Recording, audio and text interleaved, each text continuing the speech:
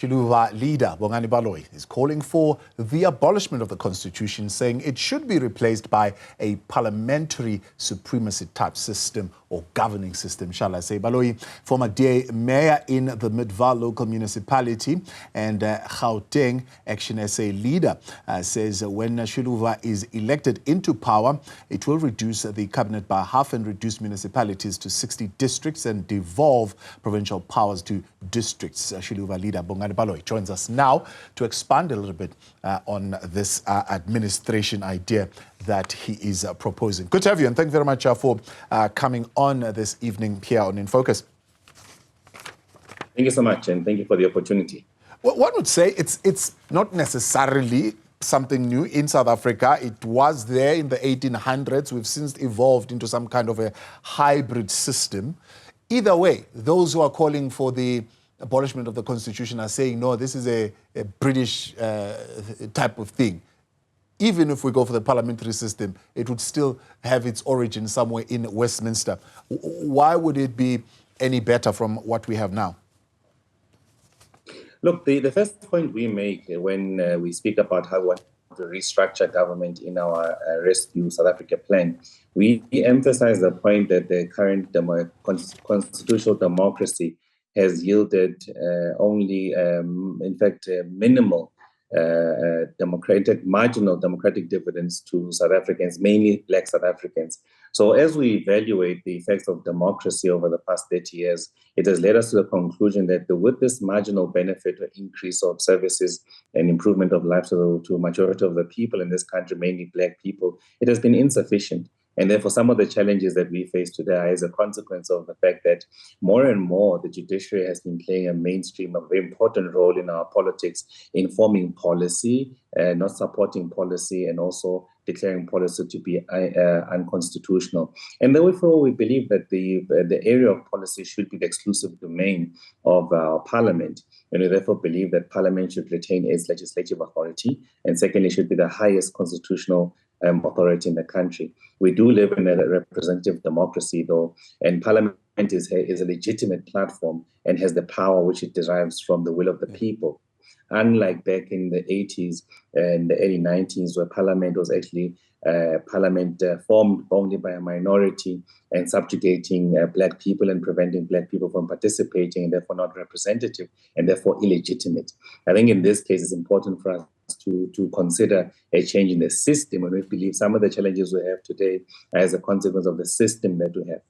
So let's set the policy level debate, because one of the demerits of a parliamentary system is also around policy. They say that if we go for that system, you're going to find a situation where we have a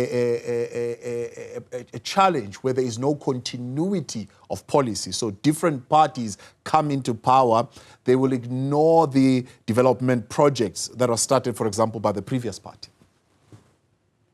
No, that's not logical. No party can do so. In fact, remember, when you take over government in law, you become a successor in law, and therefore you are bound by decisions made by that particular government. In fact, government plans over multi-years, and therefore the framing of the budget in the midterm revenue expenditure period is normally for a short to medium-term outlook.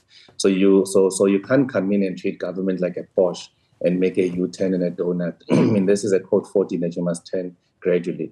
But you can amend policy by following the relevant policy process. And I think the relevant policy formulation process or changing of a policy process is not going to take 2 days. Yeah.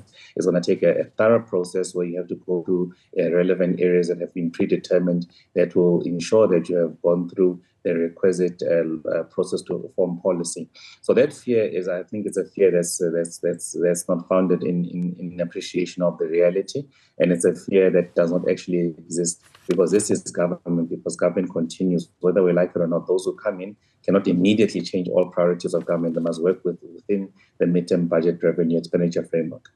So, I mean, that's the argument that says you have now the executive directly involved in the legislature, which is something that previously was there in South Africa, where we ended up with a bicameral or tricameral parliament, if you like, which included Indians, whites and coloreds, and blacks were excluded because parliamentarians could just go to parliament, make up their own laws that says no, black people are not supposed to be here in parliament, or black people are not supposed to vote, and so on and so forth. And if they're a majority, they can pass that and put it out there. So if tomorrow Xiluva decides that they, as you say, they don't want three spheres of government, local, provincial, and national, they come in and they kill the one. Tomorrow the ANC wins the majority, it comes back, it brings it back in. And how is that going to be stable? That's the beauty of democracy, and that's the expression, the direct expression of the will of the people. So the will of the people supports Xiluva and with our plan, and within the 5 years, the will of the people changes to support a different plan. There's nothing wrong with it. It's a product of democracy, and it's something that we must really appreciate and embrace and actually support and call for. There's nothing wrong in that case because it's a direct expression of the will of the people. But one of the key features that are called structural challenges in the economy of South Africa is the policy inconsistency, that international investors look at South Africa, they're not quite sure what they're going to be dealing with as far as the uncertainty, for example, around property rights when we were dealing with issues of Section 25 and so on and so forth. So is that not a similar situation which we are creating an inconsistency in policy? Absolutely not. I mean, the current challenges in policy are as a consequence of the ruling party. One day, one minister would say something, then the SG would say something else, and another clown would say another thing. And I think it would be unfair to put it on the doorstep of Xiluva. I think that challenge is solely the making of the current ruling party. So the policy framework would change as and when the will of the people change. There's nothing wrong with it, as I've mentioned. The problem is when industries and international investors want to control the narrative and they insist in creating an environment which, notwithstanding the politics of the day, that their position or policies that they have a preference to is sustained irrespective of the will of the people. I think that is patently wrong. And what you see happening now, you see these investors and families with money start to sponsor these political parties to sustain the environment and create a level of predictability in the environment. It just means just sustaining their advantage in the system and their interest in the current system. And I think when Xiluva comes into government, we'll be very clear about policies that matter and ensure that there's policy coherence and ensuring that government is streamlined. As we restructure government and then deal with the points that you've mentioned, then we're able to ensure that government speaks from the same hymn book. And I think one of the fundamental challenges of our democracy is that it actually does not evaluate substance and meritocracy. In fact, our type of democracy is a democracy that actually supports and gives a platform for showmanship. People who have not led anywhere, have not done anything. So one of the things we're going to impose as a level, as a criteria that prevents certain people from going into public office. So there's quite a number of areas or points that we're going to be dealing with. And the parliamentary sovereignty system is actually the current system working at this point in time in Great Britain. So many people are linking that system to the past, where in the past is very different. We're not, the intention for us is not to subjugate another race. The intention is not to do what white people did to us and reverse racism. The intention purely is to ensure that we consolidate power in parliament. And parliament is 400 people whom are elected by the citizens of this country. And we believe that we should be able to make the type of progress that we need under the circumstances that we need. And because we've gone through the past 30 years of our democracy, we've got a deeper and better appreciation of what works and what does not work. Yeah. And as a party, Xiluva, we're not bound by the agreements made by the old regime and when they were negotiating in CODESA. In fact, we're coming with fresh minds to say the situation we live in today requires a different remedy. Yeah. And if you look at carefully the dictionary definition of insanity in the Oxford Dictionary, it's doing the same thing and expecting a different result. We are not those people to sustain that. We are those to look at the situation differently and come up with a different alternative. But what is going to be the yardstick that is going to judge all laws? Because as you put it, the UK parliamentary system is what is operating now. But what is criticized about that is that, for example, as you know, they don't have a written constitution. It's not written down anywhere. So any party that is in power, because the legislature and the executive is one, pretty much, they can make laws and change them as they desire, and there is no one who is able to hold the other accountable. Look, we have a different situation here. What I was raising here is the fact that people are pretending as if there is no democracy in the world that uses a parliamentary sovereignty approach that we are advocating for. So one, we're demystifying that, because the inference raised insofar as this idea is that it's related to the apartheid style of parliamentary sovereignty, which we are dealing with decisively at this point. The second point is that the parliamentary sovereignty has the relevant safeguards to ensure that you prevent the sort of things that you are raising. But there will still be a number of risks, as there are risks in a constitutional democracy. And one of the things we don't want to talk about in the constitutional democracy is the fact that the judiciary in our country has been encroaching on areas which have been unprecedented before. And the fact that some people see this constitutional democracy as a judicial democracy, where we are run by the judiciary, which is unfair. And I really think there has to be an appreciation, noting the type of disputes and difficulties the Constitutional Court has found itself recently. I think it's important for us to appreciate that we need to have the consolidation of power within Parliament.